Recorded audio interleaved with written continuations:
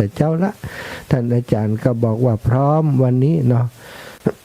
ก็พอดีน้องเจเจคือเวลาก่อนเวลาน้อยหนึ่งก็เลยว่าเอาละเนาะอาจจะได้ให้ท่านอาจารย์เป็นได้ มาพบปะกับศรัทธาญาติโยมในช่วงเวลานี้เลย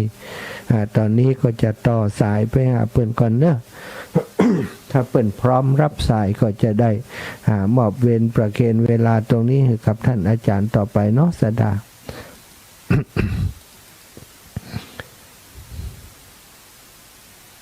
ท่านอาจารย์ถ้าจะพร้อมละ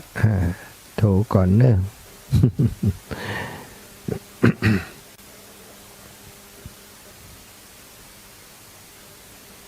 เริ่มการโทรละสถา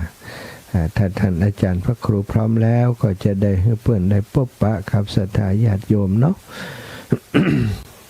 ท่านอาจารย์ท่านพระครูปริยัติพัฒนคิดเพื่อนอยู่บ้านอยู่วัดสันละกรเนอะศรัทธาวัดสันละกรอำเภอพานจังหวัดเชียงรายซึ่งก็มีศรัทธาญาติโยมฟังรายการอยู่เยอะศรัทธาถวายความเคารพกับท่านอาจารย์กราบนมัสการครับพระอาจารย์ที่เคารพ พร้อมแล้วเนาะวันนี้เนาะ ครับผม เลิกงามยามดีแล้วครับศรัทธาท่าเมินแล้วน่ะวันใดเปิ่นจะมาแฮมอีน่ะตอนนี้มาแล้วผมขออนุญาตมอบเวลาให้กับท่านอาจารย์เลยนะครับนะได้พบปะกับศรัทธาต่อไปครับด้วยความเคารพครับผมถวายความเคารพครับในโอกาสวันนี้ก็ขอโอกาสถวายความเคารพนอบน้อมต่อพระรัตนตรัยอันมีพระพุทธเจ้าพระธรรมพระสงฆ์อันเป็นสรณะที่พึ่งที่เคารพอย่างสูงยิ่งขอถวายความเคารพครูบาอาจารย์พระมหาเถรานุเถระที่เคารพวันนี้ท่านพระอาจารย์ท่านพระมหาสมชาติชาตปัญโยครูบาอาจารย์ท่านได้โอกาสตัวกับผมได้อัตมาภาพได้มาพบปะและจะได้มาเผยแผ่ธรรมคำสอนขององค์สมเด็จพระชินวรพระสัมมาสัมพุทธเจ้าในรายการสารธรรมยามค่ำของคืนสีขาวเพื่อชาวประชาซึ่งท่านพระอาจารย์พระมหาสมชาติอันเป็นที่เคารพของเฮานั้นท่านก็ได้ดำเนินรายการกับพ่อแม่ศรัทธาทุกวันอาตมาภาพและกับผมก็ได้ติดตามการจัดรายการรวมถึงการที่ท่านพระอาจารย์ได้ทำกิจกรรมเผยแผ่พระพุทธศาสนาที่ผ่านมานั้นกับผมและอาตมาภาพอาจจะบ่ได้เข้ามาพบปะกับพ่อแม่ศรัทธาก็ห่างหายกันไปเมินลืมกันละก้าวันนี้ก็ได้มีโอกาสได้รับโอกาสจากทางท่านพระอาจารย์ได้เวลาเป็นเวลาอยู่1 ชั่วโมงด้วยกันตั้งแต่3 ทุ่มถึง4 ทุ่มที่จะได้มา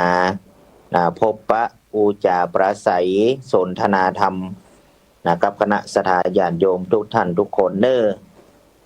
คณะศรัทธาญาติโยมฟังอยู่ที่ไหนตีไกลตังใดก็ดีในโอกาสวันนี้ก็ขอเจริญพรญาติโยมสาธุชนนักศีลนักบุญผู้มีบุญทุกท่านซึ่งเป็นอุปาสกอุปาสิกาได้มีความเลื่อมใสในบวรพระพุทธศาสนาวันนี้ได้มาไหว้พระได้มานปธรรมได้มาเจริญจิตภาวนากันแล้วศรัทธาญาติโยมสาธุชนทุกท่านคนเฮาท่านทั้งหลายถือว่ามีบุญร่วมกันมีบุญสัมพันธ์กันถึงได้มาพบปะกันในวันนี้ญาติโยมสาธุชนนักศีลนักบุญท่านทั้งหลายวันนี้ก็เป็นวันเดือนเกาเหนือคืน12 ค่ำก็เป็นวันที่7 เดือนมิถุนายนพุทธศักราช2568ญาติโยมสาธุชนทั้งหลายแถมบอกกี่วันก็จะเป็นวันพระใหญ่เป็นวันเดือนเกาเพ็ง ญาติโยมสาธุชนท่านทั้งหลายหลายวัดหลายวาเนาะคนก็มีกิจกรรมมีประเพณีในการส่งน้ำพระธาตุก็ดีประเพณีประจำปีของแต่ละวัดละวาก่อนอื่นนั้นศรัทธาญาติโยมสาธุชนทุกท่านวันนี้เฮือแปลงจิตเฮือใสตั้งใจเฮือดีญาติโยมสาธุชนท่านทั้งหลายที่อยู่ในวาระโอกาสนี้ถือว่าเป็นผู้ที่มีบุญมีบุญมีบารมีคนเฮาเนี่ยญาติโยมสาธุชนทั้งหลายพุทธเจ้าเปิ้นว่าการที่จะได้เกิดเป็นมนุษย์นั่นเป็นสิ่งที่ยากญาติโยมสาธุชนทั้งหลายเฮาถ้าบ่สร้างบุญสร้างบารมีบ่มีบุญกินบ่มีบุญทานสร้างบุญสร้างกุศลไว้นักการที่จะได้เกิดเป็นมนุษย์นั่นเป็นสิ่งที่ยากเหลือเกินเพราะมนุษย์นั่นถือว่าเป็นสัตว์ที่ประเสริฐกว่าสัตว์ทั้งหลายทั้งปวงและตีเป็นสิ่งที่ยากยิ่งกว่าการได้เกิดเป็นมนุษย์นั้นก็ถือว่าการได้เกิดมาแล้วได้มาพบปะพระพุทธศาสนาได้มาพบปะศาสนาของพระพุทธเจ้าญาติโยมสาธุชนทั้งหลายในโอกาสวันนี้ถือว่าเราท่านทั้งหลายเป็นผู้ที่มีบุญบุญจะได้ปกปักและรักษาญาติโยมสาธุชนทั้งหลายเปิ้นว่าบุญเป็นสิ่งที่เฮาพอบ่หันแต่บุญเป็นสิ่งที่เฮาทำแล้วเฮาสบายใจญาติโยมสาธุชนทั้งหลายขอให้คิดดีทำดีและสิ่งดีๆก็จะตามมาในวันนี้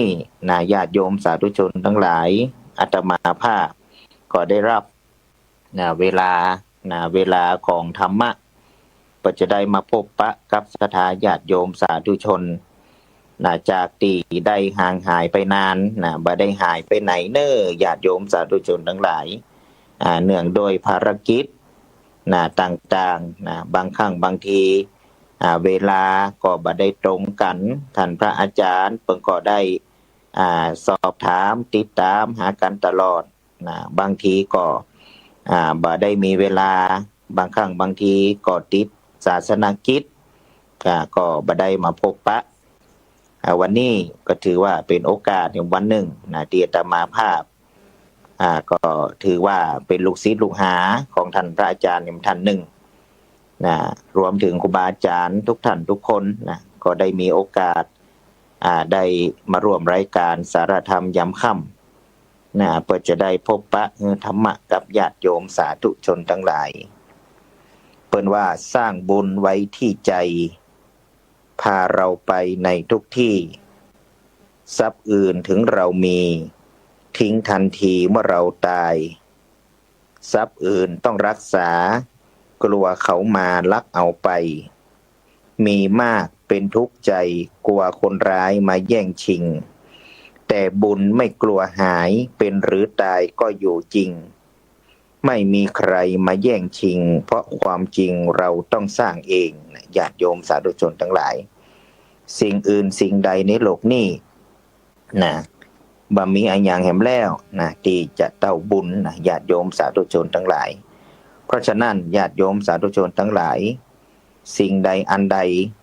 ที่มันจะทำให้เกิดบุญเกิดกุศลกับตนกับตัวเฮาก็ปากันยะกันทำการปฏิบัติเน้อญาติโยมสาธุชนทั้งหลายบุญกริยาวัตถุมีอยู่หลายประการลักๆก็คือบุญกริยาวัตถุ10ประการหรือเขาจะย่อลงมาก็มีบุญกริยาวัตถุ3ประการคือการให้ทานการรักษาศีลและการเจริญจิตภาวนาญาติโยมสาธุชนทั้งหลายเบื้องต้นเนี่ยเฮาปากันรักษาบำเพ็ญบุญกริยาเบื้องต้นนั่นก็คือบุญกริยาวัตถุ3คือการให้ทานรักษาศีลและเจริญจิตภาวนา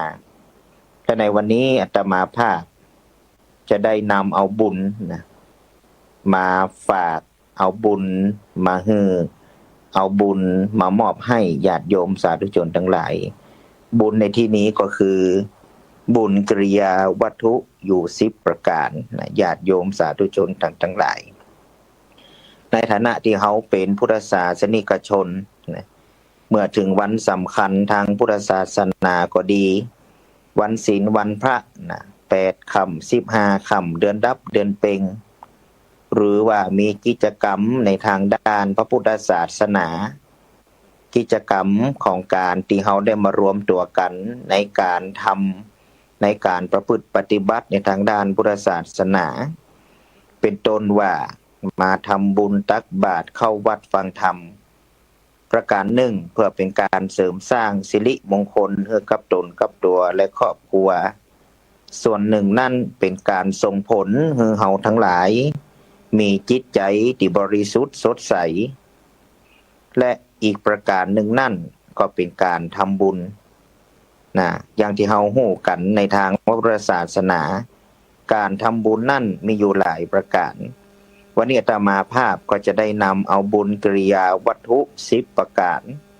หรือการทำบุญโดยวิธี10วิธีเรียกว่าบุญกิริยาวัตถุ10คือสิ่งอันเป็นติดตั้งแห่งการทำบุญ10ประการนั้นได้มาเป็นธรรมะนะให้กับญาติโยมท่านทั้งหลายได้สดับรับฟังนำไปประพฤติปฏิบัติในทางด้านพระพุทธศาสนาให้ได้ประพฤติปฏิบัติไปเพื่อจะได้เป็นบุญเป็นกุศลไว้กับตนกับตัวญาติโยมสาธุชนทั้งหลายอาตมาได้บอกไปการทำบุญนั้นมีอยู่หลายประการสิ่งไหนที่เราทำแล้วเราสบายใจเราทำแล้วเกิดความอิ่มเอิบปิติในสิ่งที่เรากระทำนั้นก็เรียกว่าบุญทั้งสิ้นวันนี้บุญกิริยาวัตถุ10ประการนั้นคือการทำบุญ10วิธีอันเป็นสิ่งที่ตั้งแห่งการให้พุทธศาสนิกชน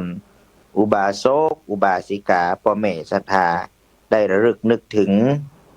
แห่งการทำบุญ10ประการนั้นมีอย่างพ้องญาติโยมสาธุชนทั้งหลายอาตมาจะได้ขยายความมือฟังเด้อพ่อแม่ศรัทธาการทำบุญ10ประการนั้นมีอย่างพ้องการทำบุญหรือสิ่งอันเป็นที่ตั้งแห่งบุญประการที่หนึ่งคือทานน้ำใหม่ทานน้ำใหม่ทานน้ำใหม่คืออย่างพ่อแม่ศรัทธาคือการฮือทานนั่นเองการฮือทานก็คือการฮือญาติโยมสาธุชนทั้งหลายการฮือด้วยความเต็มใจการฮือด้วยการยินดีการฮือและพอทานน้ำใหม่นี่ก็หมายถึงการสละการเผื่อแผ่แบ่งปันการเผื่อแผ่แบ่งปันนี่บ่ว่าจะเป็นเงินก็ดีเป็นทองก็ดีเป็นเข้าของเครื่องใจหรือสิ่งอื่นสิ่งใดบ่ว่าเขาจะแบ่งปันให้ใครก็ถือว่าเป็นบุญทั้งหมดทั้งสิ้นญาติโยมสาธุชนทั้งหลายองค์สมเด็จพระสัมมาสัมพุทธเจ้าจงยกย่องพระองค์ยกย่องบุคคลที่มีใจฮือทานมีใจฮือทานเพราะการฮือทานนั่นเป็นการลดความเห็นแก่ตัวลดความตระหนี่ทีเหนียวและความคับแค้นในจิตในใจของคนเฮาให้มันน้อยลงทำให้เฮาบ่ยึดติดในวัตถุสิ่งของแถมประการหนึ่งนั่นสิ่งของที่เฮาบริจาคหรือฮือทานไปนั่นก็จะเป็นประโยชน์แก่ผู้อื่นด้วยญาติโยมสาธุชนทั้งหลายการฮือการฮือเพื่อช่วยความบรรเทาความเดือดร้อนเป็นประโยชน์ต่อผู้อื่น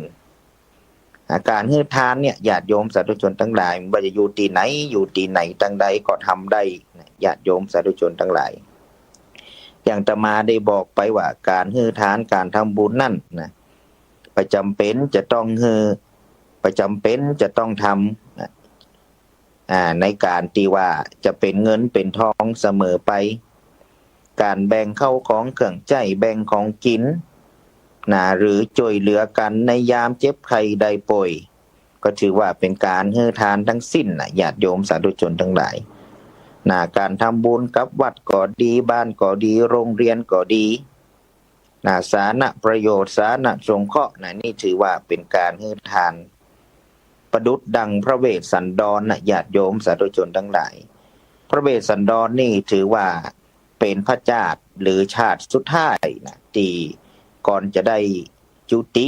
มาลงมาเกิดเป็นพระพุทธเจ้าเนี่ยชาติสุดท้ายของพระองค์ก็คือพระเวสสันดร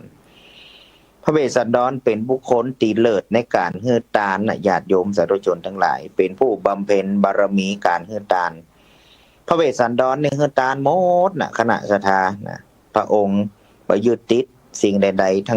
ทั้งหลายทั้งสิ้นพระองค์โดนเจ้าเมืองขับไล่ออกจากเมืองสีพีไปอยู่ป่าหิมพานต์ก็ย้อนว่าเฮือตานนั่นนะเอาจ้างเผือกแก้วงางอนจ้างเวใจยนต์อันเป็นจ้างกู่บ้านกู่เมืองนครสีพีเนี่ยเอาไปฮือพามกะลิงขลาดมันมาขอพอเมืองกะลิงขลาดนั่นมันบ้านแห้งเมืองแล้งฝนบ่ตกต้องตามฤดูกาลโรคภัยไข้เจ็บยังก็มาเบียนเจ้าบ้านประชาชนเดือดร้อนพระราชาก็เลยมอบฮือพามมาทูลขอจ้างเวใจยนต์หรือจ้างเผือกแก้วงางอนของพระเวสสันดรเมืองสีพีเอาไปเพื่อเป็นสีแก่เมืองกะลิงขลาด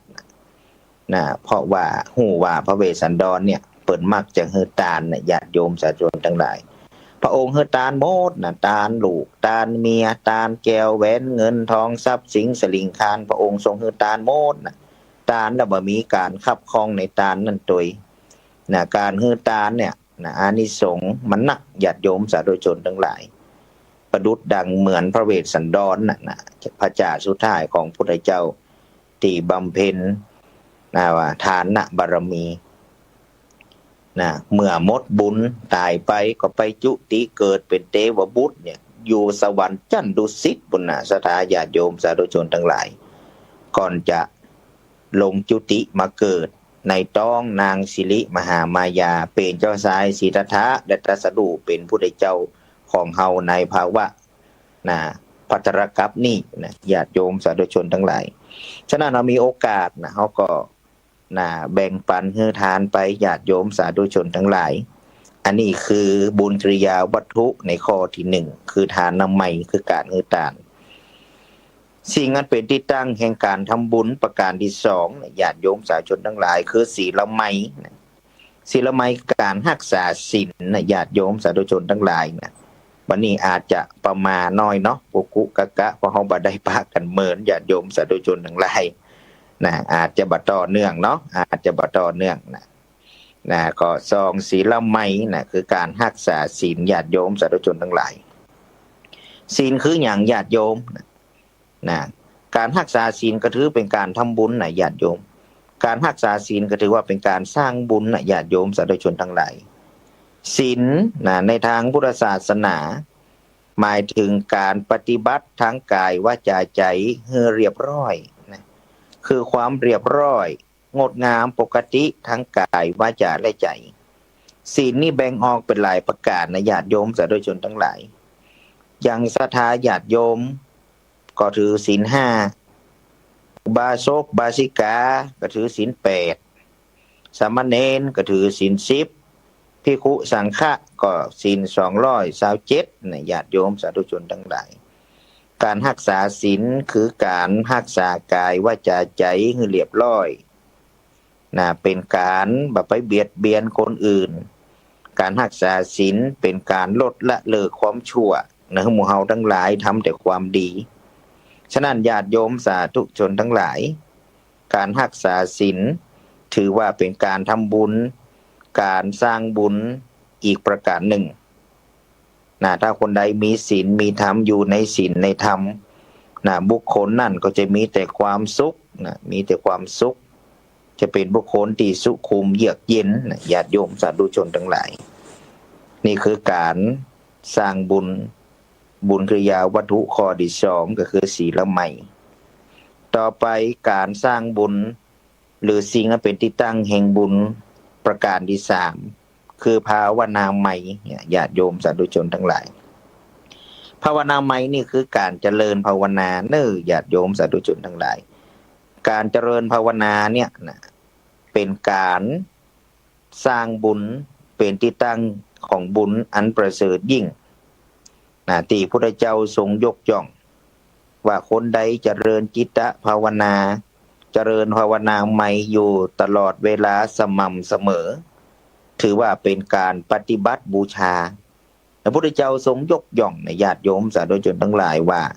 คนใดที่นั่งสมาธิเจริญจิตตภาวนานั่งสมาธิอยู่สม่ำเสมอนะถือว่าเป็นการปฏิบัติบูชาคือการบูชาอันเลิศนะเลิศยิ่งเลิศที่สุดนะเลิศกว่าการบูชาพระพุทธเจ้าโดยสิ่งอื่นนะเพราะฉะนั้นการเจริญจิตตภาวนานั่นถือว่าเป็นการสร้างบุญสร้างกุศลที่มีอานิสงส์ยิ่งในญาติโยมสาธุชนทั้งหลายนะที่เป็นการพัฒนาจิตใจและปัญญานะทำให้จิตใจเฮาสงบนะสงบแม้แต่องค์สมเด็จพระสัมมาสัมพุทธเจ้านะที่พระองค์ทรงชนะมารก็ดีนะทรงชนะพญามารก็ดีก็เพราะหยังเพราะพระองค์เจริญจิตตภาวนาถ้าเมื่อพระองค์จิตใจสงบถ้าเมื่อพระองค์มีปัญญามีสตินะเพราะฉะนั้นญาติโยมสาธุชนทั้งหลายนะถ้ามีเวลาเนิ่บปากันมันเจริญจิตตภาวนาหรือภาวนาใหม่เป็นการสร้างบุญแห่งประการหนึ่งต่อไปสิ่งอันเป็นที่ตั้งแห่งบุญนะข้อที่สี่ก็คืออัปปจายนะใหม่คือการสร้างบุญโดยการอ่อนน้อมถ่อมตนญาติโยมสาธุชนทั้งหลายการประพฤติตนเป็นคนอ่อนน้อมถ่อมตนถือว่าเป็นบุญอย่างหนึ่งญาติโยมสาธุชนทั้งหลายจะสังเกตว่าคนใดอ่อนน้อมถ่อมตนผู้น้อยประพฤติต่อผู้ใหญ่ผู้ใหญ่ก็จะมีความเมตตามีความฮักความเอ็นดูเนี่ยญาติโยมสาธุชนทั้งหลายทุกวันนี้สังคมเฮาที่อยู่ร่วมกันอย่างมีความสุขอยู่ด้วยกันอย่างเข้าใจกันประเทศชาติบ้านเมืองเกิดความสงบสุขข้อนี้ก็ถือว่าเป็นส่วนหนึ่งที่ได้สร้างให้ประเทศชาติบ้านเมืองอยู่ด้วยกันอย่างผาสุกฉะนั้นพระพุทธเจ้าถึงบอกว่าอัปปจายนะใหม่เนี่ยการสร้างบุญด้วยการอ่อนน้อมถ่อมตนจึงถือว่าเป็นบุญอย่างหนึ่งเพราะจะทำให้คนเฮาเกิดความเมตตาต่อกันต่อไปสิ่งอันเป็นที่ตั้งแห่งบุญข้อที่ห้าก็คือไวยาวัจจะใหม่ญาติโยมสาธุชนทั้งหลายไวยาวัจจะใหม่ก็คือการขวนขวายทำในกิจที่ชอบทำในสิ่งที่ชอบญาติโยมสาธุชนทุกท่านพูดง่ายก็คือการที่เขาได้ให้ความช่วยเหลือแก่สังคมญาติโยมทั้งหลายการนึงเขาช่วยเหลือแก่สังคมช่วยเหลือบุคคลข้างๆทำกิจกรรมความดีต่างๆญาติโยมสาธุชนทั้งหลายให้กำลังใจซึ่งกันและกันสิ่งเหล่านี้ถือว่าเป็นบุญแห่งอย่างหนึ่งญาติโยมสาธุชนทั้งหลายเพราะท่านใดประพฤติปฏิบัติอยู่ในไวยาวัจจะใหม่แล้วก็จะก่อให้เกิดความฮักความสามัคคีกันต่อไปบุญในข้อที่หกญาติโยมสาธุชนทุกท่านก็คือปฏิทานใหม่ปฏิทานใหม่ก็คือการให้คนอื่นหรือให้ผู้อื่นมาร่วมบุญกับเฮาก็คืออย่างญาติโยมสาธุชนทั้งหลายว่าเขาจะทำบุญอะไรอย่างเขาจะกินจะทานอันใดเขาก็ให้คนอื่นมาร่วมบุญกับเฮาได้ให้คนอื่นมาร่วมทำบุญโดยกับเฮาเป็นคนแบบขี้จิบุญหรือเป็นคนแบบงกบุญเพิ่นว่าบางคนนี่อยากได้บุญไว้คนเดียวอยากจะทำคนเดียวเหี่ยมดจะกินจะทานอะไรอย่างเป็นเจ้าภาพคนเดียวเหี่ยมดคนอื่นจะมากินตัวมาทานตัวกับพอใจละเวลามีการมีงานกินทานอย่างเพิ่นบอกบุญตัวไปแล้วคนอื่นจะมาร่วมตัวกับรู้สึกว่าบ่พอใจอันนี้เพิ่นบอกว่าเป็นคนขี้เหนียวเป็นคนงกบุญเพราะฉะนั้นปฏิทานใหม่เนี่ยก็คือการที่เฮาคนอื่นมาทำบุญกับเฮาเนี่ยคือการที่เฮาอยากให้แผ่บุญได้ทั่วๆกันมีบุญใหญ่เฮาก็บ่อยากจะมีบุญไว้คนเดียวเฮาก็แผ่บุญแผ่กุศล เปิดมารวมบุญกับเฮานะรวมบุญกับเฮาเพราะฉะนั้นญาติโยมสาธุชนทั้งหลายนะเฮาจะได้กุศลเฮาจะได้บุญได้กุศลได้บารมี และแห่งประการหนึ่งนั่นเฮาก็จะได้ผลเรียกว่าบริวารสมบัตินะบุญในข้อนี้ถือว่าเป็นบุญที่สำคัญเนอะญาติโยมสาธุชนทั้งหลายนะปฏิทานนามัยจะทำให้เฮาเป็นคนที่มีความใจกว้างปราศจากอคติต่างๆนะเพราะฉะนั้นญาติโยมสาธุชนทุกท่านนะนี่คือการสร้างบุญในข้อที่6ต่อไปการสร้างบุญในข้อที่7ในบุญกริยาวัตถุ10ประการนั่นข้อที่7ก็คือปัตตาอนุโมทนาใหม่คือการอนุโมทนาส่วนบุญนะคือการยินดีในบุญที่คนอื่นเปิ่นทำนะคือการยินดีในความดีที่คนอื่นเป็นทำนะคนอื่นเปิ่นทำเมื่อหันเปิ่นไปทำบุญมานะหันเปิ่นไปสร้างบุญมาก็อนุโมทนาสาธุนะวันนี้ไปทำบุญมาเนอะวันนี้ไปตานวัดหันมาเนอะวันนี้ไปงานปล่อยหลวงวัดหันมาเนอะวันนี้ไปฟังธรรมวัดที่หันมาเนอะนะเอาบุญมาฝากเนอะสาธุเนอะอนุโมทนาบุญเด้อเนอะเนี่ยคือปัตตาอนุโมทนาใหม่คือการชื่นชมยินดีในบุญในกุศลที่คนอื่นเปิ่นทำแล้วอนุโมทนาตามมันจะว่าหันเปิ่นไปกินไปตานมานี่โอ้อิจฉาคอยโยนเปิ่นนะเราหน้าจาขวัญเปิ่นบุญตัวก็บ่ทำบุญตัวก็บ่สร้างเวลาคนอื่นเปิ่นไปทำบุญไปสร้างไปว่าเปิ่นนะไปจำจิหิว่าจูจีจุกจิกกันนะระแวงสงสัยในการทำบุญของเปิ่นนี่มันบดี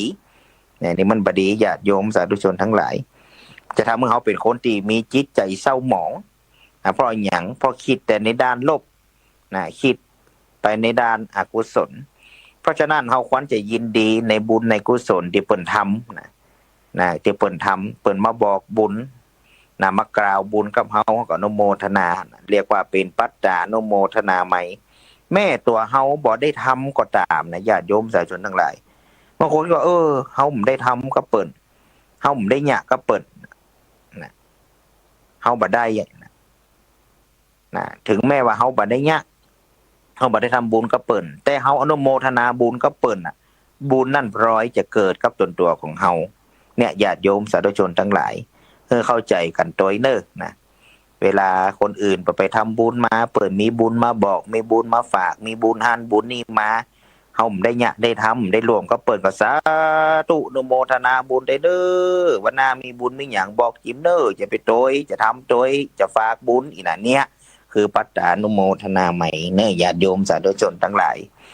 ต่อไปการสร้างบุญหรือบุญกริยาวัตถุในข้อที่8นั่นก็คือธรรมสวนาใหม่คือบุญเกิดจากการฟังธรรมญาติโยมสาธุชนทั้งหลายการฟังธรรมเนี่ยญาติโยมสาธุชนทั้งหลายเป็นการฟังธรรมะสาระธรรมคำสอนขององค์พระพุทธเจ้าการฟังธรรมจะทำให้เฮาได้ฟังเรื่องที่ดีมีประโยชน์ต่อสติปัญญาญาติโยมสาธุชนทั้งหลายพระเจ้าบอกว่านะการฟังธรรมนี่นะเป็นการสร้างสติปัญญาอย่างยิ่งนะเพราะว่าการฟังธรรมเป็นการได้ฟังจากสิ่งที่เฮาบ่เคยฟังมาก่อนญาติโยมสาธุชนทั้งหลาย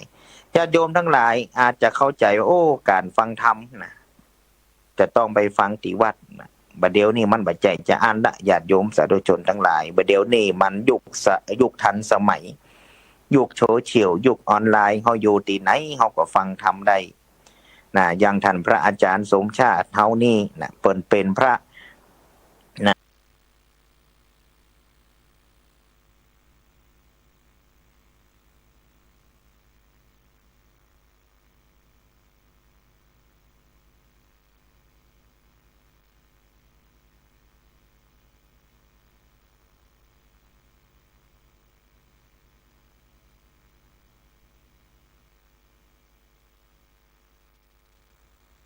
ครับก็ถือการได้ถวายความเคารพ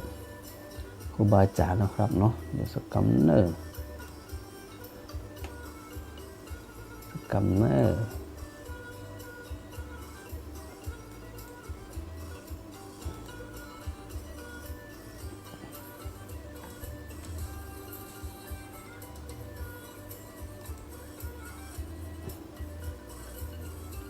น่าจะชัดแล้วนะเดี๋ยวปิดตัวนี้ก่อน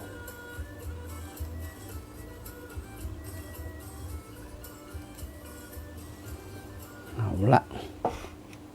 สถานะจะได้ยินเสียงพระอาจารย์แล้วมาก่อน พอดีอันลองเปิดดูแห่งเครื่องหนึ่งมันก็โอเคชัดเจนดีเนาะก็ถือโอกาสได้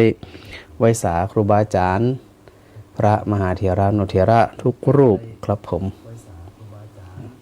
แล้วก็เจริญพรศรัทธาญาติโยมทุกท่านโดยเนาะที่ได้ฟังรายการของพระอาจารย์ดร.พระมหาบวรวิทย์รัตนโชโตจากเวลา20:00 นถึง22:00 นของทุกวันนะเด็กก็ลองพอว่าเสียงมันชัดเจนดีหรือไม่สถานที่ฟังพระอาจารย์ทั้ง2ช่องทางเนาะช่องทางแรกก็คือในส่วนของ Facebook Live หรือว่าถ่ายทอดสดทางระบบในส่วนของออนไลน์เนาะระบบอินเทอร์เน็ตระบบ Facebook นี่นะซึ่งหลายๆท่านที่ฟังรายการของพระอาจารย์อยู่ถ้าหากมีความพร้อมอยากจะติดตามพระอาจารย์ผ่าน Facebook นี่นะหันหน้าหันตาได้ยินเสียงกันเนี่ยก็สามารถที่จะได้ที่ตามพระอาจารย์โดยการพิมพ์ชื่อพระอาจารย์ไปว่าพระมหาบวรวิทย์รัตนโชโตก็จะขึ้นปกตินะพอกดเป็นเปื้อนเป็นอย่างกันเรียบร้อยแล้วเนี่ยพอเวลาพระอาจารย์ได้ออกรายการสดทาง Facebook นี่นะ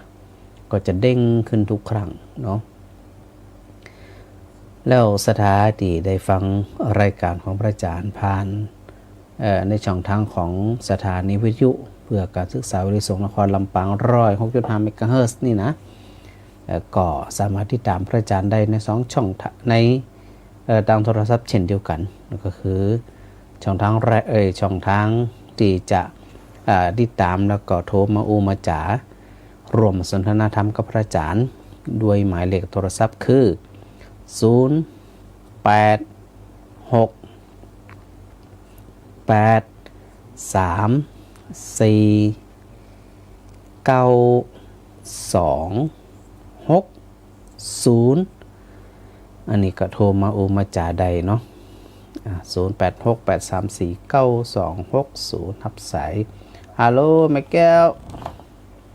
อันนี้จริงจะว่าป่าอันนี้ของแต้ของแต้ป่าเจ้า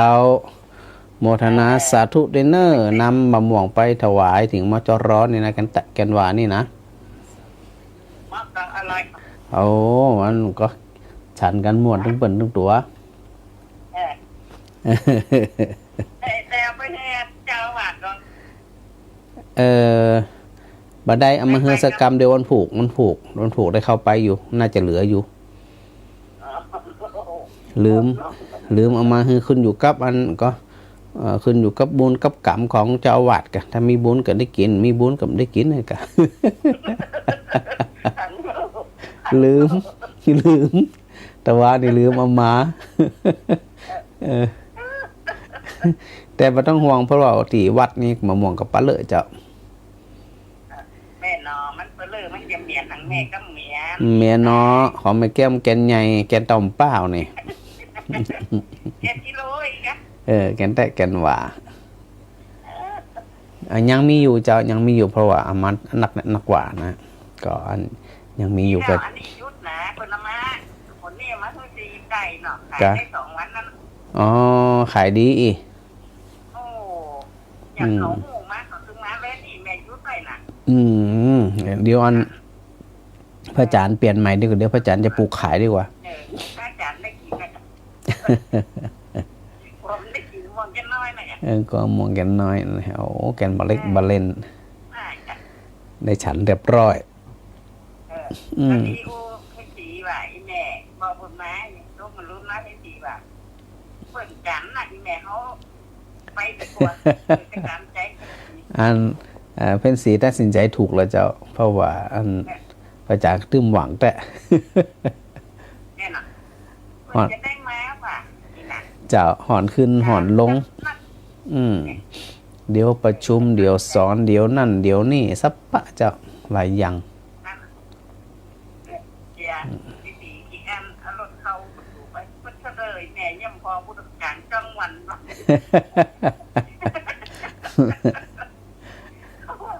เดี๋ยวลงรถอะไรเดี๋ยวเพิ่นก็เลยขอลงจิตอยู่มั่งเมียตาจ้องแผลวันนี้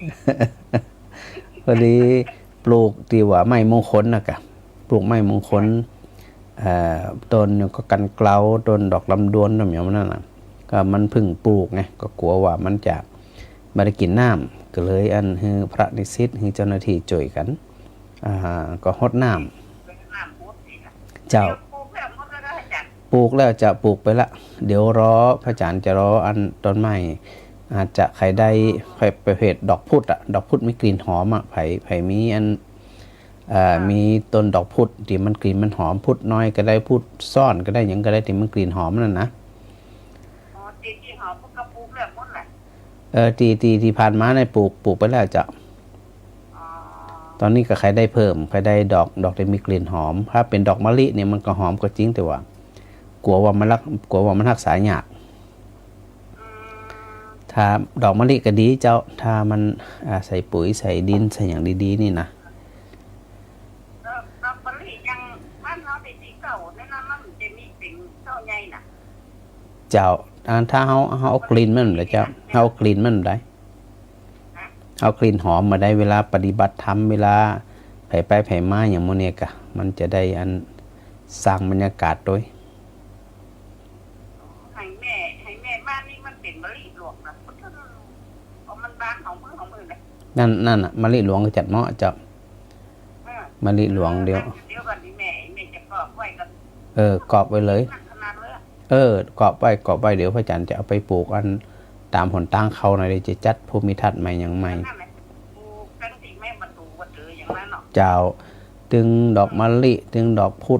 ธซ่อนพุทธอย่างกระจังเด็กมันมีไม้พุ่มนะปลูกครั้งเดียวมันอยู่มันเมินอีเนี่ยเดี๋ยวก็อันแม่จะกรอบไว้กับหมูนักจริงนักขนาดเลยเหมาะเลยถ้ามะลิหลวงสมให้กะเหมาะขนาดละเจ้าเหมาะถ้าเป็นมะลิหลวงนี่นะต้นใกล้ถึงปีใหม่ร้านหนำเดียวย่ำลงเดี๋ยวนะจ้ะเหมาะหายใจนี่นะเหมาะมันไม่ประดับตัวไม่ห่มไม่เงาตัวเจ้าก็ประมาณใส่น้ำใส่อย่างก็ประมาณสัก 2-3 ติดสักเดือนหนึ่งก็หากมันเริ่มเดินแล้วก็เบาน้ำลงเจ้านั่นแหละตอนนี้ก็เขียวริ้วอยู่นะตอนนี้นะตอนนี้ก็เขียวริ้วอยู่ได้กี่วันเหี่ยวันนั้นปลูกวันที่อย่างนะวันที่10กะได้3 วันอยู่เจ้าลงกำเตี่ยตั้งแต่อันต้นใหม่ลงนี่นะ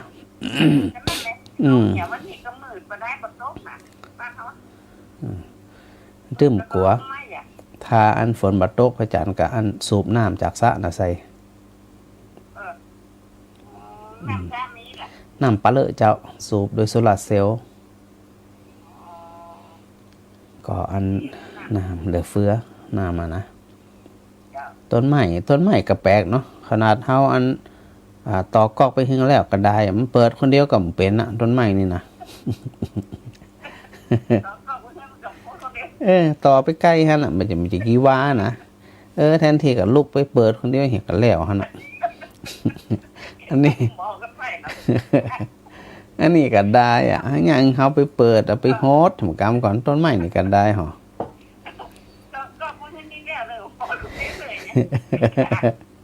มันดึงแต่นะใกล้ขนาดนั้นมันก็ยังบ้านคนเดียวมันอ่ะ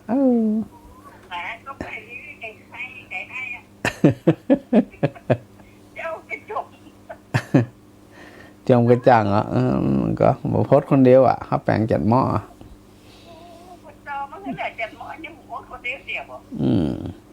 ตายตาย แปลงงามก็มันจะจังปืนหรอก ก็หวานนั่นน่ะ นะ อืม ไม่มันจะปืนหรอก เป็นอย่าง หัวจมูกนี่แปลงก็งั้นแหละก็มันแจงน่ะมันเปิดกินเลยนี่ มันจ่างหมดเนาะ จังหวะ อืม ทำไมมันยังต้องเปิดเอามันเนอะ มันขำแต่อย่างปลาล่มปลาเหลียอืม จะได้เป็นงานมาจูนี่ยังเปิดเนี่ย น่ากะแทนที่จะเปิดคนเดียวกับเปิดเลยกะก็เรียบร้อยจะได้กระกอบไปกำเลยมาลีหลวงน้ำแม่ จ้าจ้า เจ้าสาธุแม่สาธุ จ้า เจ้าสาธุ ใจเด้อ สาธุเจ้า จ้า จ้าพอดีอันแม่แก้วโยมเพ็ญศรีเนาะปากันไปตีมจร ไปปะใส่พระอาจารย์นั้นอยู่กลางสวนกลางตรงกลางนาพอดีฮะโยมแม่นิตยา เจ้า เจ้า ดอกนั่นนะ ดอกหยัง โยมแม่ไปหันวัดอันอย่างกับบ้านคนสถิตของท่านมหานพดลนะ ดอกหยัง จำปีจำปาหอมเปิดปลูกแหวดนั่นน่ะที่เปิดอยู่นั่นนะ จำปีจำปาคือดอก โยมแม่ไป เดี๋ยว คือดอกอันคือดอกหลั่นทมนะกะ บ่ใช่จำปีจำปามีอำยังลันทมนะมีอำยัง อ๋อจำปีจำปา ขนาดเลย อันนั้นก็ใครได้อยู่ อันนั้นก็ใครได้อยู่ ก็นั่นน่ะบ้านเปิดอันที่วัดเปิดห้านับประสูงหรอต้นจัดสูงจัดใหญ่ เปิ้น แล้ว ห่อหนออันเปิ้นห่อว่าหยังก็ ไปว่ามันที่อันอย่างนี้อี กะ อีเจ็ดแล้วปะเนี่ย บ้าน บ่ไข่นะ บ้านเฮาห้องหยังบ้านเฮาห้องหยัง ฮะ บ้านเฮาห้องหยัง ก็ห้องจำปีจำปานั่นน่ะ เดี๋ยวนะก็ดอกจำปี มันจะสีขาวจำปาน่ะสีส้ม เหมือนกันกะ เดี๋ยวคนละอย่าง คนละอย่าง คนละ จำปา คนละต้นเลย ถ้าจำปาเนี่ยจำปีนี่สีทองกะ สีขาวก็ ฮะ สีขว จำปา จำปีนี่สีทอง กะก็ว่ามัน เดี๋ยวก่อน มัน จำปีสีขาวจำปาสีทอง มันเหมือนกันได้ไหมบางทีเขา คนละอย่าง กะ คน บาง ละคนละเจ้า ใครได้สัก3-4ต้นนะไปปลูกเนาะปลูกกูกันเนาะงั้มนะ แอดได้ไหน ฮะ กระบอกหูก่อนนั้นเนาะ แต่ถามมันก็ถามมันนั่นแหละก็ถามมันร้านที่ขายดอกไม้หมดเนี่ยก็แต่ น้ เนาะ องเป็นคนขายของขายพืชผลนั่นน่ะเนาะ เดี๋ยวพระอาจารย์ถามสักคำก่อน เจ้า เนี่ยพระอาจารย์กำลังพอเนี่ย แล้ว งาม มะม่วงที่เป็นเขาแล้วน้ำมดปะละกะ ม่วง ที่ ที่ เดือนมีนาตอนมันจ่อมันอย่างน้ำเดียวเป็นทำก็ เป็นกะ อ๋อ ม่วงไหนตีไหนตีไหน ตีหิมตีห้องน้ำที่เขาไปห้องน้ำพวกนั้นน่ะมองอย่างไร ตีไหนตีวัดก็ตีไหน วัดกับวัด อ๋อวัดมีกะวัดมีกะ น้านั่นนะ อ๋อมีเจ้าปะเลอะ อ๋ออยู่ไกลกันนะเนาะไอ้ใส่บาตรไอ้ใส่บาตรฐานกับบัได้ใส่เนาะแต่มหาสมชาติใส่เป็นวัดเลยเป็นอยู่ใกล้กันนี่ ก็อยู่ใกล้แม่อยู่หนองห้ามเดี๋ยวกะ หนองห้าแล้วเปิดอยู่สุนทรพวกนี้เปิดถึงลูกหงหัวจ้างม้าหนองห้าทุกวันเลย อ๋อ ได้ใส่บาตรเปิดทุกวันเลยได้เจอกันทุกวันเลย แต่วันนี้เปิดไปเชียงใหม่พุ่น กะ มันผูกเนี่ยไม่ได้ใส่อะ อ๋อเป็นอย่างเดียวพระอาจารย์จะลูกจากนิคมไปสักตี 2พุ่นอ่ะ อุ้มบาตรมา ไปถึงพุ่นตี 2พุ่นน่ะมันยำไป วันเดียววันเดียวสนันฟานอ้อมศีลอย่างก็ อ๋อ อัดมาก็ว่าสิริธรรม โมโหใครฝากไปนะ สนันมา3อันน่ะคือแม่กิงแก้วกระป๋องหน่อย อ่า แม่ ฮะ บัวไข่กระป๋องหนึ่ง อืม โยมแม่กระป๋องหนึ่งยาวไปซองไม่ได้มันจะเต็มนะ กะยาวเป็นศอกเลยกะ เป็นซอกเลย มาใส่มันไม่ต้องเต็มเร็ว แม่กิงแก้วเอาโลอีหัดประมาณ3 ปีโอ๊ย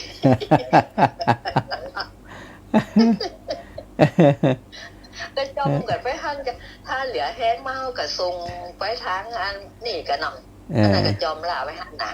จ้ะ โยมแม่ก็จะส่งไป ซองไปอย่าฝากไปอีไหน อืม เนาะ อืม อีกได้เนาะถ้าผู้พังกรรมมันก็ไปเต็มใส่เทีย กำเป็นหยัง น้ำมาเลยล่ะได้3 วันนี้แล้ว3 กระป๋องเอาแบ่งกับแม่บัวไข่ว่าโอ้หันก็ได้เดี๋ยวมานอนกอดกับเราอีก เป็นหยังอ่านก่อย มันแล้วอีก ๆก่อยๆใส่ไปเต็มบ่เต็มก็ว่ากัน เจ้า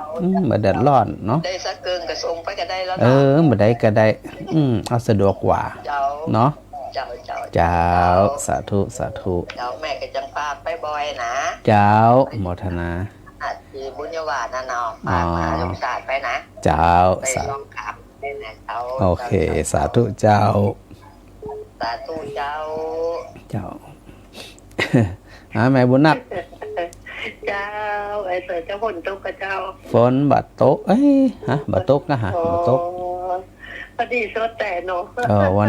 นี้สดนะครับนี่นะ ฟังเสืออาจารย์ไก่หัวอู้เขาเป็นจิ๊กๆอ่ะกดตรวจนั้นเขา กะ เขาเลยถามว่าอันบดียินเสียงย้ายโซ่หาพระอาจารย์เหมือนนี่เหรอ นั่น แต่ น่ะ กดดันเขาว่ากุดถึงมือพวกแบบนี้ ก็นั่นน่ะอันเวลา ถึงซิกเป็นหน้าไอ้น้องอาจารย์ติดเต็ม เจ้า ท่านบ้านเต็มเลี้ยงไก่ เฉพาะโทรกันนักบ่โทรแหมจัดนักอย่าที่บ่ได้โทรนี่นะ คนใดกับใครโทรคนใดกับใครโทรมาจำเป็นนี่ น่ะก็สลับกันไปในนั่นน่ะอู้กันพ่องยังพ่องเอกะ เจ้า เนาะ นั่นนะ แต่ว่ากระทึงกันโทรหาจะได้กันได้เพราะตั้งแต่ก็เป็นเทพที่น้องก็ฟังเทพเป็นเอา เจ้า ถ้าจะได้ใกล้อันเข้าพรรษาดีว่าจะรอเตียนหนึ่งเขาจะโอนจะตังไปเดิน ได้กะโมทนาตัวพระอาจารย์นี่นะ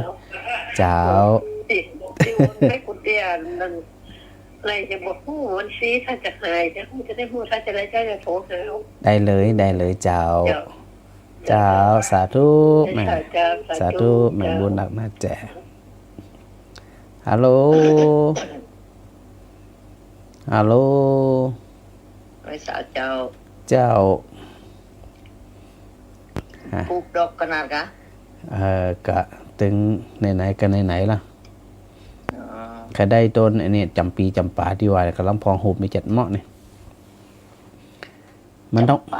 องปลูกเป็นกู่ก้า ดอกไปหันยัง สีเหลือง ดอกเป็นยังดอกสีขาวอ่ะ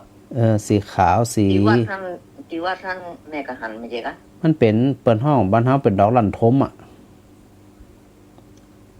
ที่อยู่ที่หน้าอันนั้นแหละ นั่นน่ะ มัน ดอก จะเป็นดอกสีขาวๆออกเที่ยออกเหลืองๆน้อย มันบ่ใจดอกเปิ้นห้องว่ามันบ่ใจดอกจำปีจำปามันบ้านเฮาเปิ้นห้องหยังบ้านเฮาเปิ้นห้องหยัง จำปีก็คือจำปีจำปาก็คือจำปาไง จำปาคือจะได้ จำปานี่มันจะดอกยาวมันเป็นปุกอย่าง นะจำปาถ้าจำปีดอกบานแหละ บานแล้วมันยาวนะ มันก็อันเดียวกันนะกะถ้าบานน่ะ แล้วจำปาและจำปีนะมันจะเป็นดอกมุจุขาวๆออกเหลืองๆอ่ะแต่มันดอกใหญ่อีกอ่ะ แต่ตีวัดมันมีดอกลันทมอ่ะจ้ะเป็นห้องดอกลันทมอ่ะมันบ่ใจ ก็แม่หันอยู่ที่ต้นหันมีอันต้นหนึ่งนะ มันมีแต่ว่าบานตีมันบ่ใจเป็นตีเขาห้อยขายแน่ อันนั้นมันดอกนี่ก็ที่เป็นห้อยขาย ๆอันนี้เพิ่นบอกว่าจำปีสีทองอีจำปีสีทองจำปาบางทีก็ห้องรวมกันนะเดี๋ยวดูที่นี่นะมันมีสองอย่างเนี่ยสองพันเนี่ยอันนั้นมันจะอันจำปามันดอกยาวอย่างน่าจะจำปานก็ เนี่ย แต่ ที่บ้านแม่นี่ก็มีเจอแล้วล่ะไอ้ดอกมะลิหลวงนี่โดยเฉพาะเอาเลยเอาต้นใหญ่ๆน้อยปลูก เจ็บกรอบเอากิ่งไหมดอกใหญ่ขนาดดอกมะลินี่นะ เอาเลยสัก10เป็นสาวมันยำไป เอาอย่าปลูกบักขนาดนั่นบอก ปลูกก็ได้เพราะว่า ไหนๆก็ปลูกนะไหนๆก็สร้างบรรยากาศสร้างอย่างแล้ว ดีนะปลูกไว้ในวัดยานนะมันหอมนี่นะ เจ้าถ้าแล้วนี่ที่หน้ากุฏิปีแล้วอ่ะมันต้นจัดใหญ่มันตายหอมหัวพันไดอย่างหอ มันเป็นปวกกินหาก เสียดายขนาดต้นใหญ่แต่ใหญ่ว่า พวกกินหากมัน แล้วมันอันนี้นะ อันไอ้หากมะลิหลวงนี่เปิดเอาเข้ายาได้นะ อ๋ออันนี้หมายถึงมะลิแหละ มะลิหลวงอ่ะ อ๋อเจ้าม ะลิหลวงนี่เปิดเอาเข้ายานะ ที่พระอาจารย์อู้ถึงก็คือต้นต้นจำปีที่ว่าเนี่ยต้นจัดแหน่จะหันแล้วนี่ที่มันสูงขึ้นอ่ะ ถ้าอู้ถึงว่ามันถึงสูงมันเพราะว่ามันแตกกิ่งมาไปไกลอยู่ต้นนี้นะมันบ่แตกกิ่งแล้วมันมาไปไกลกิ่งมันสั้นนี่กะ ที่มันสูงชะลูดขึ้นนะมันจะแผ่ข้างๆนะ มันสูงอย่างเดียวอ่ะ น่ะแต่ติวัดนี่มันตายไปเมื่อสัก3-4-5 ปีแล้วก็ตายไปเลย เดี๋ยวถ้ามีเวลาจะกอบกิ่งมะนาวเมืองก็มะนาวไรเม็ดกาเนี่ย หนาวไปเลย เอาไปปลูกไว้หั่นกันอย่างก็เขาปลูกกันอันนั้นน่ะกันบ่ขนาดปลูกก็บ่ได้จิ้มจะบ่ได้กินจะแก่นน่ะเอาไปแต่ยอดแต่หญ้าไปเนี่ยเพิ่นบ่ดูแลอีกเพราะว่าเพิ่นบ่ได้อยู่เนาะประจำเนาะไปทำไปนี่เพิ่นบ่ได้ดูแลแบบเอาอุตส่าห์ไปปลูกติด30อ่ะเอาไปปลูก เขาถ่าแล้ว ทอดน่ะก็เลยบอกอย่างไปปลูกเพราะเพิ่นบ่อยู่เนาะ ไผ ท่านมหาสมชาติเพิ่นบ่อยู่เพิ่นไปมาเพิ่นบ่ได้มีเวลาอันนี้ก็ เจ้าก็เป็นหยังก็ว่าไปตามนั่น เชื่อนั่นน่ะเนาะเที่ยวพักเนาะเอาไป พระอาจารย์เคยปลูกแบบปลูกทีเดียวอ่ะมันอยู่มันเมินน่ะเจ้า ไปอู้ถึงว่าที่อันที่สีไตรภูมินี่เขาสร้างน่ะ เจ้า เอาปลูกแวดเต็มนั้น เมื่อคืนมันดึงน้ำเจ้า มันกินดอกนี่มันเหมือนเขาอยู่ในวัดในวาเนี่ยเขาไปมันหอมเนี่ย แกได้ต้นใหญ่ๆเจ้าต้นใหญ่ๆมันใหญ่เร็วหน่อยมันได้บานดอกเร็วหน่อย เดี๋ยวถ้าจะได้กับแม่จะกรอกให้หนึ่ง เจ้า สาธุ เจ้านี่วันนี้โอถึงเรื่องดอกไม้นะสถานนะไอ้อย่างแฮมนี่กำลังดูต้นสังอยู่แดงอย่างนี้เรามาขอต้นจะได้ต้นสังอยู่หันดอกมันงามบันไดต้นสังอยู่ในเรื่องของการปลูกต้นไม้ต้นตอกส่วนมากพระอาจารย์ก็ปลูกอยู่2ประเภทเนาะประเภทก็คือถ้าไม้ประดับนี่นะของมันหอมไหนๆก็ปลูกเลยเนี่ยแต่ถ้าเป็นไม้ยืนต้นเนี่ยนะเป็นไม้ยืนต้นนะก็อยากจะกินได้เนี่ยอาจารย์ก็กินได้เนาะถ้ามันกินได้มันจะโอเคอ่ะมันมาเสียเวลาด้วยเจ้าแม่ อาจารย์เจ้าบ้านวัดนาแจนี่ก็มีน่ะต้นดอกที่ว่าพระอาจารย์ว่านะ ดอกเกดได้ ดอกที่ว่าดอกตุ่มป่านะเจ้า บาลังดอกหลั่นโถมนะก้า มันสูงนะพระอาจารย์ ฮะ สูงแล้วเป็นดอกเป็นคล้ายๆอย่างสีทองนี่นะมันหอมไปไกลนะแล้วมันต้นสูงเดี๋ยวนี้ต้นประมาณสัก7 ต้นขานี่ก็เป็นจะหล่อนเนี่ยต้นขาไปหน่อยหนึ่งก็มันขึ้นสูงเป็นดอกหนักน่ะ น่ะดอกที่มันห้อยลงปื้นน่ะนะ ดอกได้ห้อยน้องปืนเนาะ ใบใจดอกสีขาวอันนั่นน่ะนะ ไม่ใช่เจ้าไม่ใช่อ่ะมันเป็นดอกจำปาแต่นี่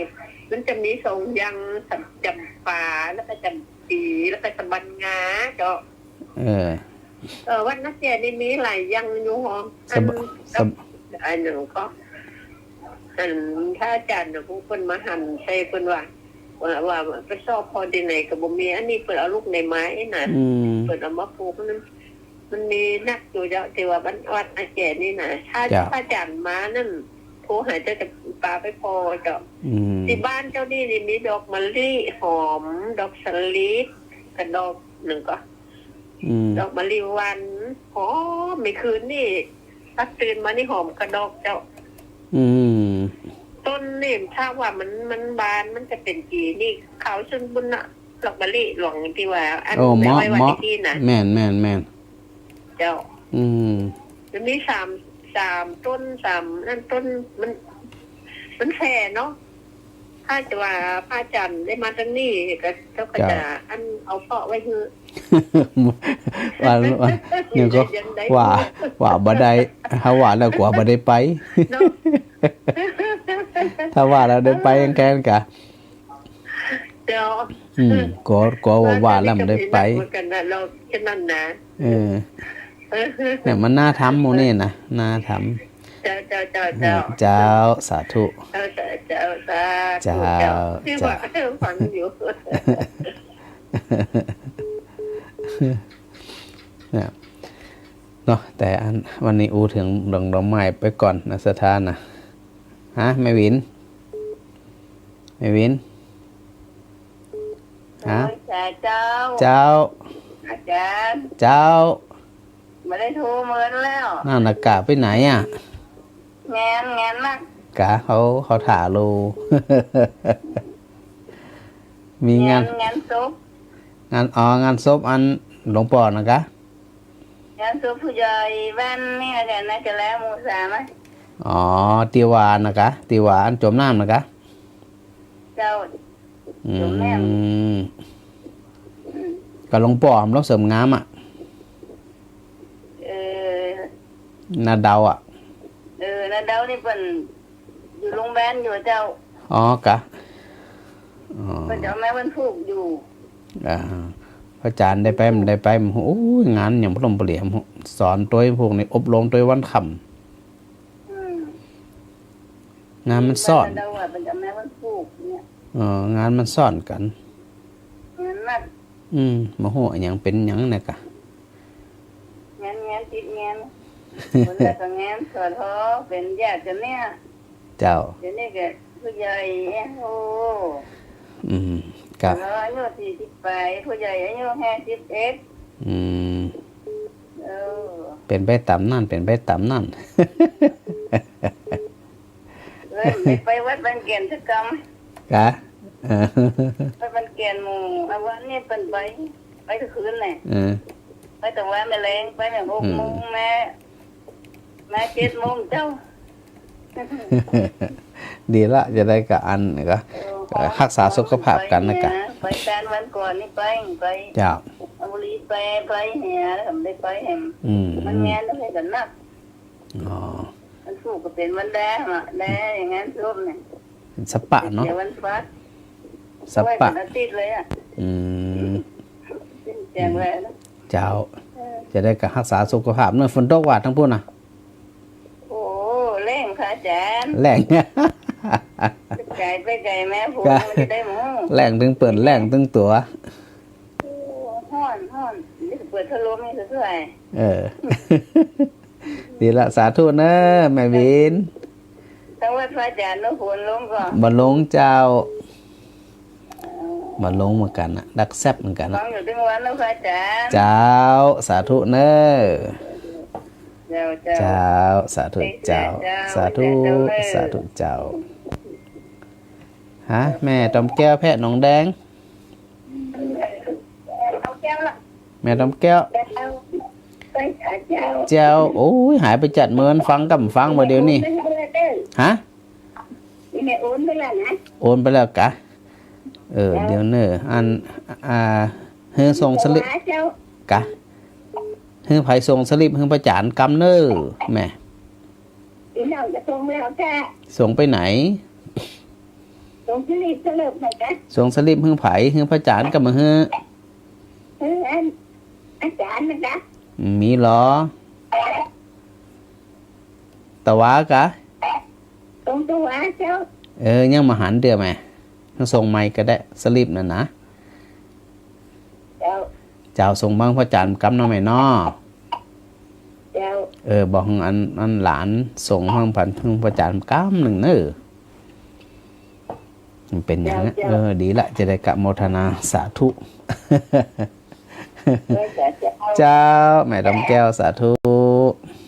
ถึงสถานดีๆเลยเจ้า เจ้าฟังทุกวันก่อน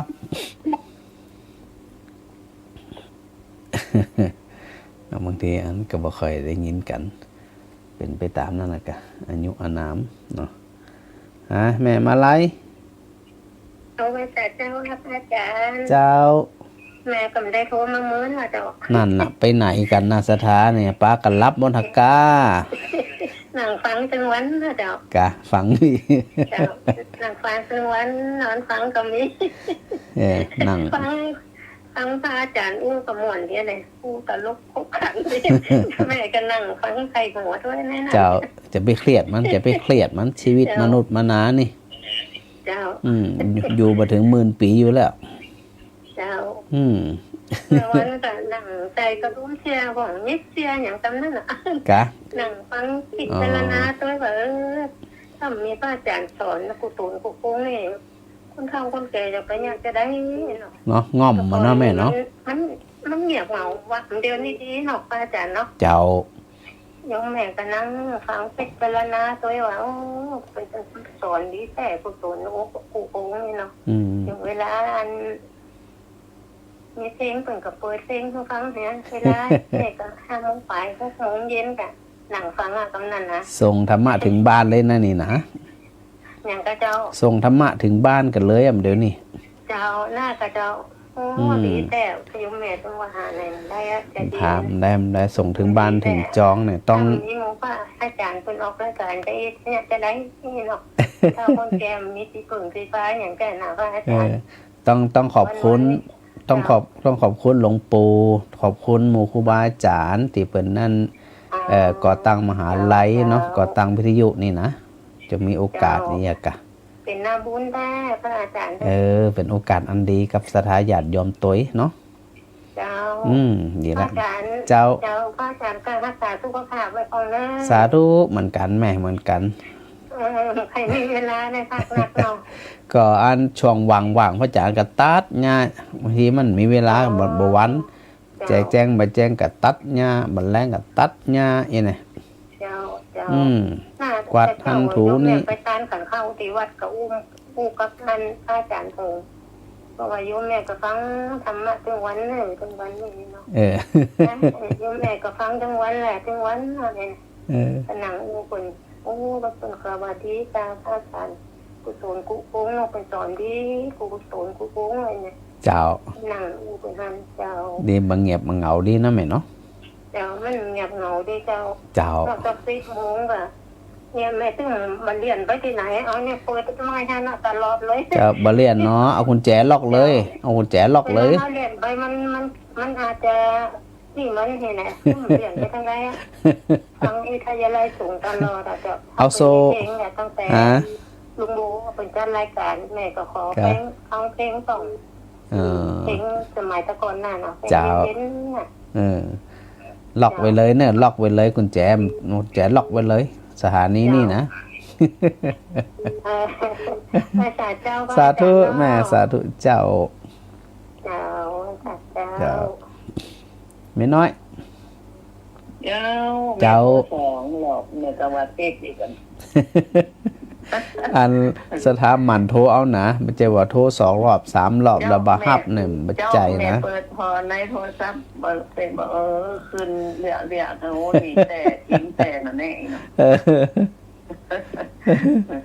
แม่ไปวัดมาอย่างมันกะไปสวดมนต์แหละเจ้าไปสวดมนต์มาเนี่ยแม่ได้โทรหา2 คืนเพราะว่าแม่อยู่เมธาบ้านดง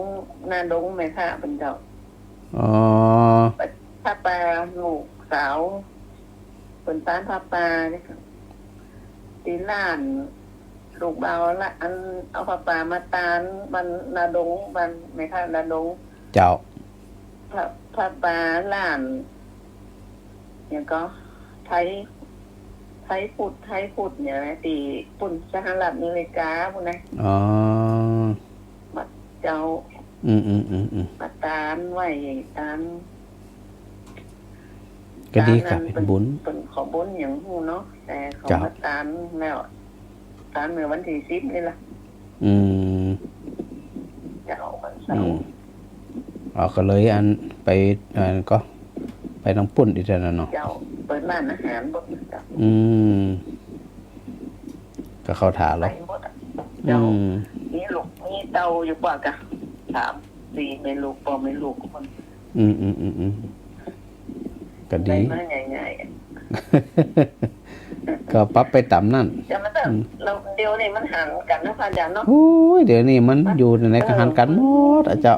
มันหันหน้าหันตากันลูกหลานไม่หันหมดอ่ะ แม่นอยู่ที่ไหนตั้งใดมันก็ตึงอัน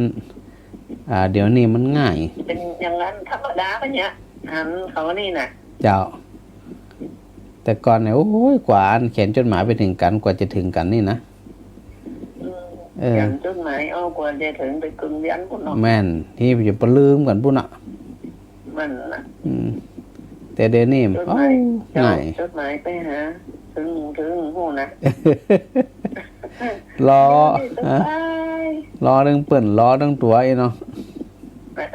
เออ เราถึงคนเราถึงตัว แม่เดี๋ยวนี้มันง่าย ปดโต๊ะก็อาจารย์ บัดโต๊ะ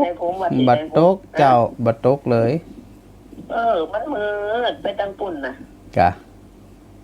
เจ้ามืดหลอกปุ่นน่ะ ยังบัดโต๊ะกำเตี่ย อย่ามาแรงแต่แรงว่าอาจารย์เนาะ เป็นหยังปล่อยมันเถอะ นั่นน่ะ เดี๋ยวมันถึงโต๊ะเดี๋ยวมันอดได้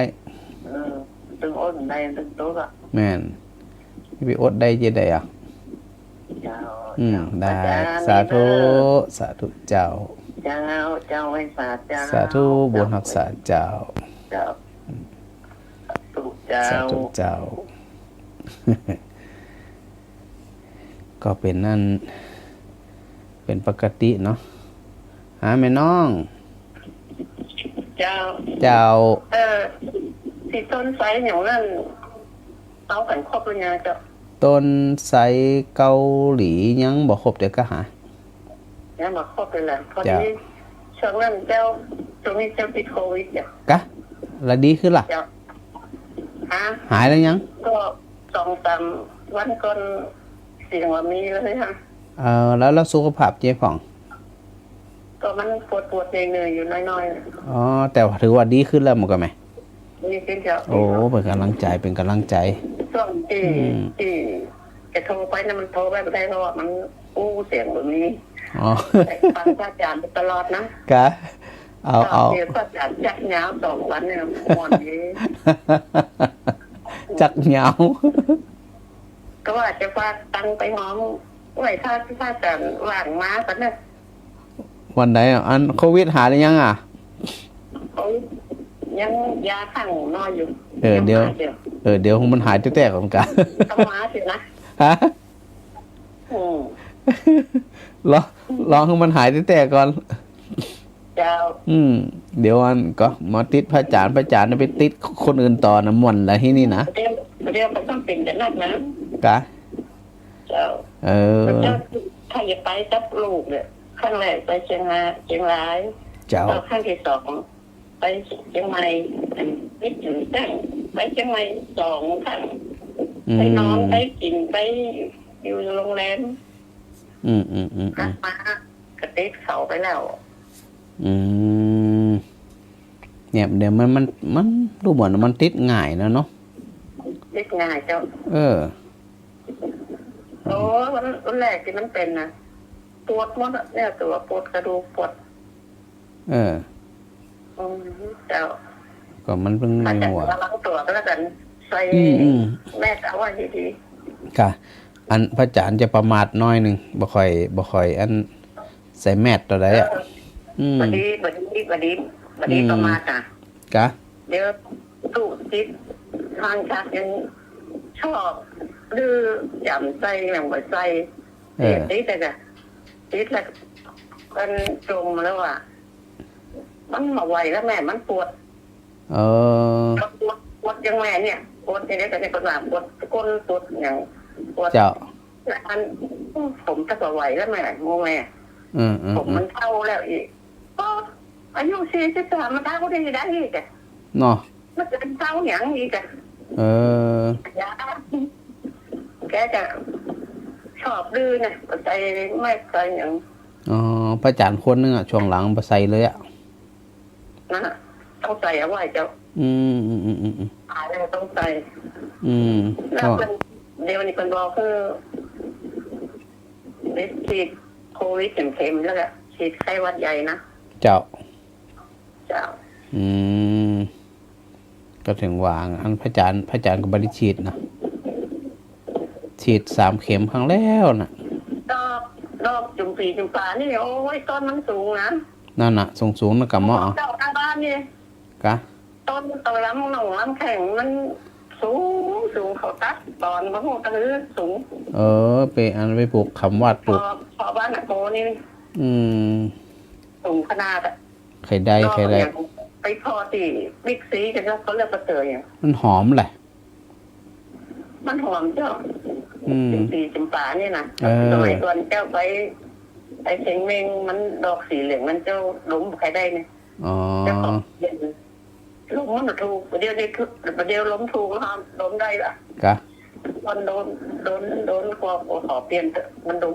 แบบนี้ล้มแบบถูกเพราะไปเชียงเมงเนี่ยสมัยก่อนแต่เดี๋ยวนี้มันเป็นอย่างไรเนาะ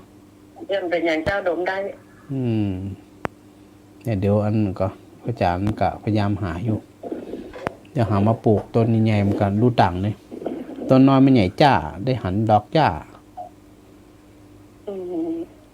ชื่อต้นใหญ่มาปลูกหรือจะอะไรถ้าอันตีพระอาจารย์ใส่ต้นตีว่าต้นกันเกลานี่มัน2,200 2,500ต้นใหญ่เจ้าต้นใหญ่ต้นใหญ่เจ้าดอกนี่ก็เหมือนกันนี่ดอกจำปีที่ว่าเนี่ยจำปีจำปานี่นะต้นใหญ่ไปซื้อมาถ้าต้นใหญ่มันหันผลดีเนาะ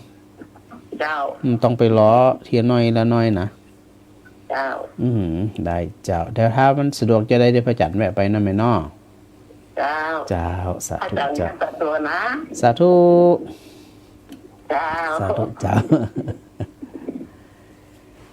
ก็ศรัทธาก็เป็นห้องเป็นใยเนาะทั้งเปิดทั้งตัวประมาทก็เริ่มได้เนี่ยจะช่วงหลังๆที่พระอาจารย์หวานเนี่ยก็ค่อนข้างที่จะประมาทน้อยคือบ่ค่อยใส่แมสนะก็คิดว่ามันน่าจะหายดีแล้วอีเนี่ยพระอาจารย์หวานนะมันก็บ่น่าจะติดแล้วนะ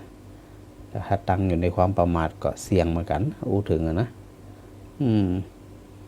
พอมันเสี่ยงมันยังกว่าเนาะถ้ามันเป็นไปแล้วมันถึงขนาดนักปฏิอันพระอาจารย์ได้นำมากล่าววันก่อนก็คืออโรคยาปรมาลาภามาก่อนว่าไม่มีโรคเป็นลาภอันประเสริฐนี่มันถึงแต่นะสถานเนาะถ้ามามีโรคภัยไข้เจ็บเนี่ยโอ้ยกินเนี่ยยังกับหมวนไปแอวกับไหนกับหมวนมันถึงดีหมดเวลาจะไปอยู่ไปกินไปแอวไปแหวงอาบน้ำมาได้ก็ได้ม่วนมันก็มันแต่มวนหวายเนี่ยกินยังเตรียมมานำล้ำก็กินได้มาได้ก็ได้เนาะใครไปแอวไหนก็ไปเนาะนะดังนั้นเนี่ยก็จึงบอกว่าการที่เฮาบ่เป็นโรคภัยไข้เจ็บยังต่างๆเนี่ยก็ถือว่าเป็นความโชคดีของเฮาตัวเนาะสถานเนาะเป็นความโชคดีอันของแต่ละคนแต่ละท่านที่ว่าเฮารักษาเปิดห้องว่ารักษากายรักษาจิตนะรักษากายรักษาใจเนี่ยคือมีความเข้มแข็งคือมีความสมบูรณ์คือมีความบริบูรณ์นี่นะก็ขึ้นอยู่กับ2 อย่างนั้นนะมันจะอย่างอยู่กับกายกับจิตก็ถ้าดูแลกายดีดูแลสุขภาพที่ดีก็มีโอกาสที่จะปลอดโรคภัยไข้เจ็บอยู่เหมือนกันนะแต่ถ้าหากว่าเฮาทั้งหลายเนี่ยเป็นผู้ที่